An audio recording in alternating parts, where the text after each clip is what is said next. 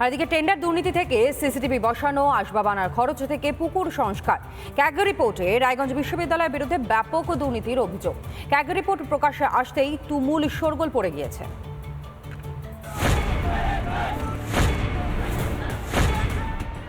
শিক্ষা ব্যবস্থায় দুর্নীতির অভিযোগ রাজ্যে নতুন নয়।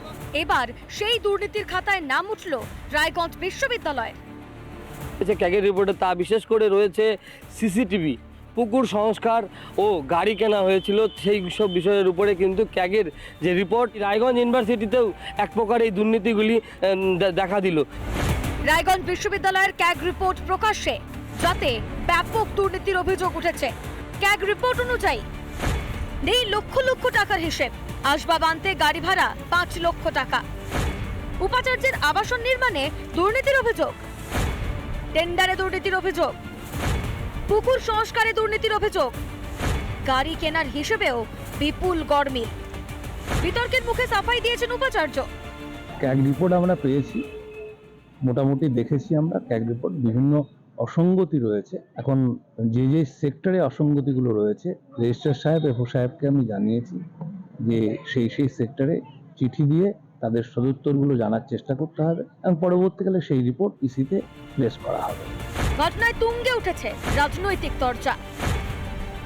না, ক্যাগ রিপোর্ট দেখে তো রাজ্য সরকারের উচিত যে তাদের বিরুদ্ধে তদন্তের ব্যবস্থা করা, তদন্ত করা উচিত। তদন্ত করলে পরে সমস্ত বিষয় সামনে চলে আসবে, কারা টাকা মেরেছে, টাকা নয়ছয় করেছে। ইউনিভার্সিটি দেখে এখানে সরকারের কোনো কন্ট্রোল থাকে, তো সেই ক্ষেত্রে যদি কোথাও কোনো ভুল হয়ে থাকে, কোথাও টেন্ডার প্রক্রিয়ায় কোনো অবৈধতা থেকে থাকে, তার দায় দায়িত্ব সম্পূর্ণ ইউনিভার্সিটি কর্তৃপক্ষের উপরেই বর্তায়।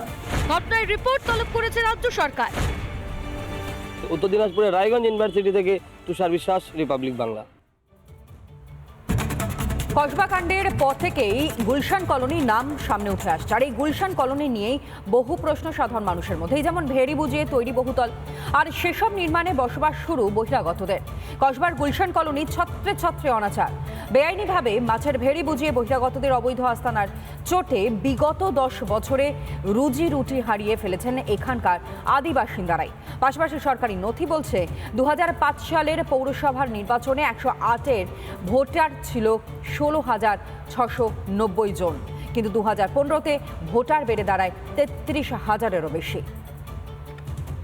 হ্যাঁ, ভেড়ি দেখেছি তো। ভেড়ি ছিল, বড় বড় ভেড়ি ছিল, তো সব ভরাট হয়ে ওই সব ঘর বাড়ি হয়েছে। এখন ওই সব ভেড়িভূত হয়ে গেছে, আর স্বামী নেই, ছেলেরাও সব কাজ কাম আর পায়নি, আর জন্মজুরি খেটে খায়। রাজ্যের মানুষের রুজি রুটি তো কাটছেই, তার সঙ্গে বদলে যাচ্ছে পাড়ার পর পাড়া।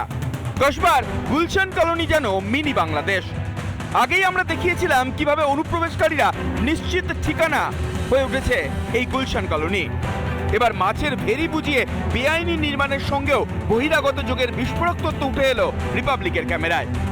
আমি যেখানে দাঁড়িয়ে রয়েছি, আমার পেছনেই এই গুলশান কলোনির বাড়ি। 10-15 বছর আগে এখানে ভেড়ি এরিয়া ছিল। অনিয়ন্ত্রিতভাবে এইভাবে একটার পর একটা বাড়ি গজিয়ে উঠেছে, বেড়েছে জনসংখ্যা। যারা আসছেন তারা সব বহিরাগত, এটা যারা স্থায়ী বাসিন্দা তারা নিজেরাই বলছে। ওগুলো তো সব ভেড়ি ছিল। হ্যাঁ, ভেড়ি দেখেছি তো। ভেড়ি ছিল, বড় বড় ভেড়ি ছিল, তো সব ভরাট হয়ে ওই সব ঘর বাড়ি হয়েছে। এরা 10-11 বছর হবে। ভেড়ি বুঝিয়ে অবৈধ নির্মাণে বহিরাগতদের বাস, যার ফলে বদলে গেছে এলাকার সংস্কৃতি, পরিচিত মুখ।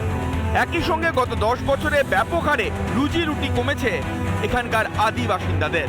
শুধু ওদিকে ভেড়ি ছিল, আমরা মাছ আনতে যেতাম, আমাদের সব মাছ দিত, আমরা কাঁটাতে বিক্রি করে হয়তো যে মাছের দামটা সেটা দিতাম, আবার লাভেরটা থেকে যেত। এইভাবেই আমাদের চলত।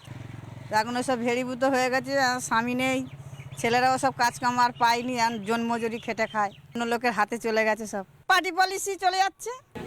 ইনকাম হতো, সব জেলেরা কাজ করতো, জাল টানতো, সব ছেলেরা সব জাল টাল টানতো, খেত মাছ। অনেক লোক মাছ, এখন তো মাছের তো অংশই নেই। বিল্ডিং হয়ে গেলে মাছ কোথায় পায়? সব তো সব মুসলিমরা সব এসে ফ্ল্যাট কিনে সব ফ্ল্যাট হয়েছে, বিল্ডিং হচ্ছে সব। ভোটের স্বার্থে দেশ বিরোধীদের প্রশ্রয় তৃণমূলের, খোঁচা বিজেপির। এরা কটা ভোটের বিনিময়ে দেশের সার্বভৌমত্বকে বিপন্ন করছে। রাষ্ট্রের বিরুদ্ধে যারা, তাদেরকে এখানে আশ্রয় প্রশ্রয় দিচ্ছে। তো নির্বাচনে জিতছে, কিন্তু রাষ্ট্রের সর্বনাশ করছে। বেআইনি নির্মাণ নজরে এলে কলকাতা পৌরসভার আধিকারিকরা সেটা নিশ্চিত করে দেখছে। মাননীয় আবার অনুপ্রবেশের প্রশ্ন যদি করেন একই কথা বলতে হবে, সেই অনুপ্রবেশের জন্য দায়ী বর্ডার সিকিউরিটি ফোর্স স্বরাষ্ট্র দপ্তর। সংবিধান, সরকার, পুলিশ, পুরসভা, গুলশান কলোনি যেন এসবের আওতার বাইরে, যেখানে আইনের শাসন নেই, বরং আছে বেআইনি কারবারের রমরমা, লাগাম ছাড়া অনুপ্রবেশ ও জমি দখলকে ঘিরে হানাহানি রাজনীতি, আর রয়েছে জনবিন্যাস বদলের তাগিদ। রিপাবলিক বাংলা। নানা ধরনের কন্টেন্ট দেখার জন্য লাইক করুন, শেয়ার করুন আমাদের ফেসবুক পেজ, সাবস্ক্রাইব করুন আমাদের ইউটিউব চ্যানেল। পাশাপাশি অন্যান্য ব্রেকিং নিউজের জন্য অবশ্যই চোখ রাখুন রিপাবলিক বাংলায়।